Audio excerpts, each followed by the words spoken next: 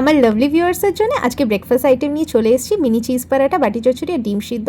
সেইভাবে তো breakfast item share করাই হয় না, তো ভাবলাম আজকে শেয়ার করি। তো বাটি চচ্চড়ির জন্য এখানে আলু ভাজার মতো আলু কেটে নিয়েছি, জলের মধ্যে দিয়ে দেবো কেটে রাখা পেঁয়াজ কুচি, লঙ্কা কুচি আর টমেটো কুচি, পরিমাণ মতন কালো জিরে, হলুদ গুঁড়ো আর নুন আর তেল, সর্ষে তেল দিয়ে ভালো করে মিক্স আপ করে বসিয়ে দেবো। মাঝে মধ্যে একটু আলুগুলোকে ভেঙে ছড়ে নিতে হবে, এই আর কি।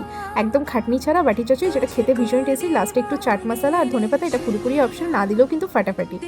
তারপরে চলে আসি চিজ পরাটা, যেরকম আটা ময়দা মাখা ওরকম মেখে, যেহেতু চিজটা একটু আগে থেকে বের করেছিলাম, একটু ভেঙে চুড়ে গেছে, তার মধ্যে লঙ্কা কুচি আর পেঁয়াজ কুচি দিয়ে সামান্য ফোল্ড করে, মানে সামান্যভাবে বেলে নিতে হবে। আর আমি দুভাবেই দেখিয়ে দিলাম, গ্রেট করা চিজ দিয়ে। তারপরে যেরকমভাবে পরোটা ভাজি আর কি লাল লাল করে ভেজে নিতে হবে রিফাইন্ড অয়েল দিয়ে।